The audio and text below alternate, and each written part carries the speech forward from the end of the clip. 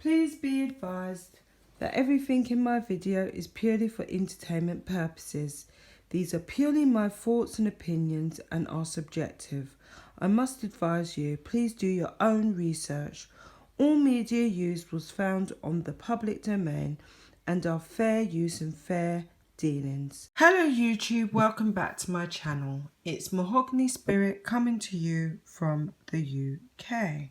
Prince Harry admitted he was told by his father, Prince Charles, to remember who he was while preparing to return to the royal family fold. Bombshell new accounts claim.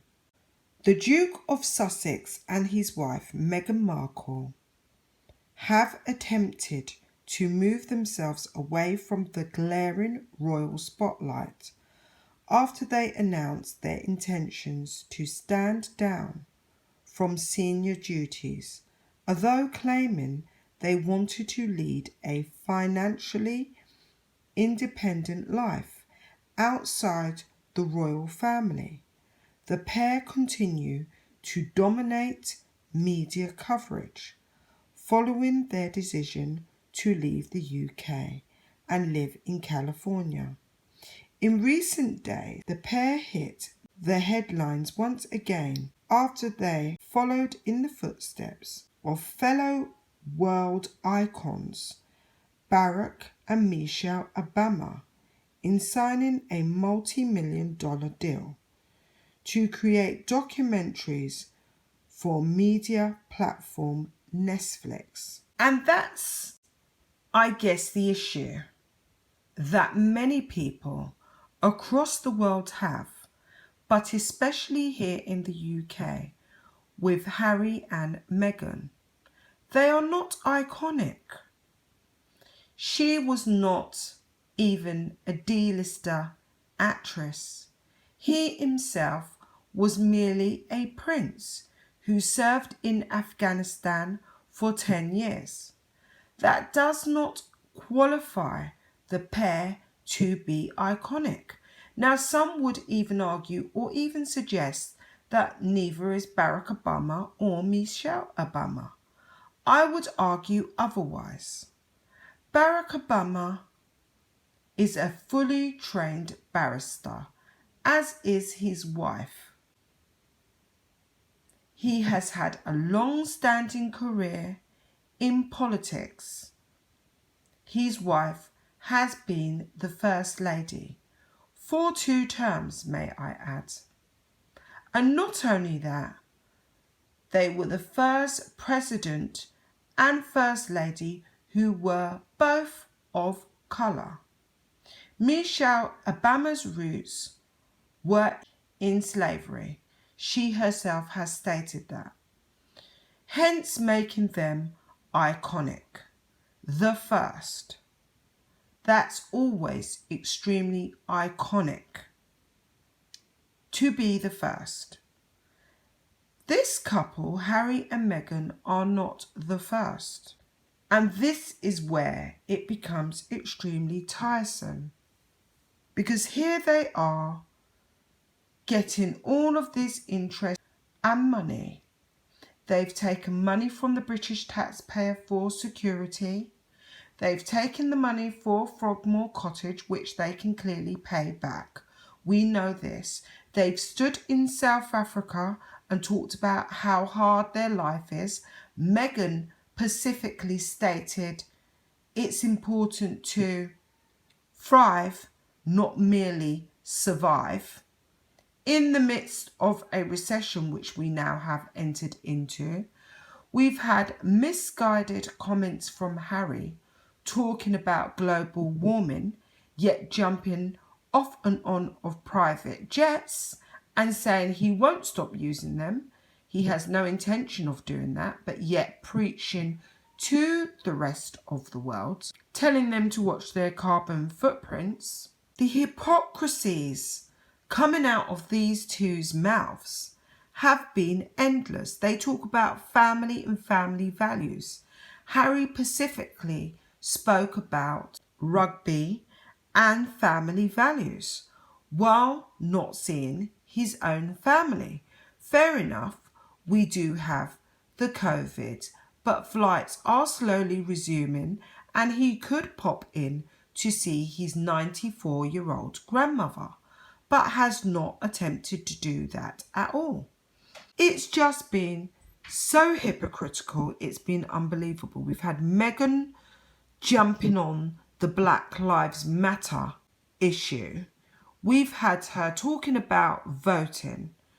It's just been one blunder after another. We've had this book which is called Finding Freedom that has been released onto the public as if they were in prison, guys. In prison. And I just find the whole thing rather repulsive, quite honestly, because this is none other than pure and utter greed. That's how I personally feel about it, coming from the pair. There have been reports that Harry is reportedly relishing in his newfound freedom away from the rigours and stifling routine of the royal fold. I personally don't think that that's really true. I think personally that Harry is grappling to find an identity in amongst this luxury of Santa Barbara.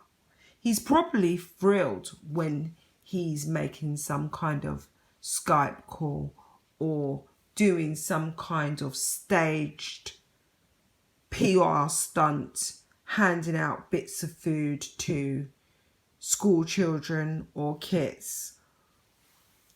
Just anywhere where the camera is, really. It doesn't seem to bother him. He did claim that every camera and every flash brings him right back to that awful day when he lost his mother, but he's not being camera shy. So we know that there's a lot of hypocrisy going on there because him and his wife have just not given it a break since they left the UK. And it's obvious for all to see. So we know that he's not distressed by staged PR stunts that he and Meghan have set up to keep their names in light and to remind those business partners of theirs, JP and Morgan, that they're still very much open for business. Because let's face it, this is a couple that are literally just desperate for the cash. And it has been suggested that Harry personally, after being in the army and meeting combat and having his comrades for support, would have found it very difficult to transition back to ordinary civilian life.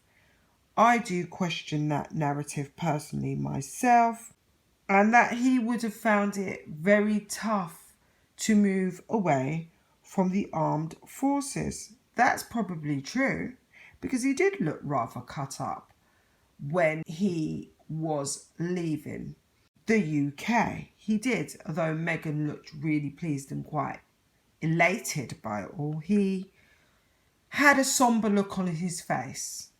According to Omid Scooby, the writers of the book Finding Freedom, Harry states that his father was always trying to remind him, remember who you are, when he returned back to the royal fold in 2013.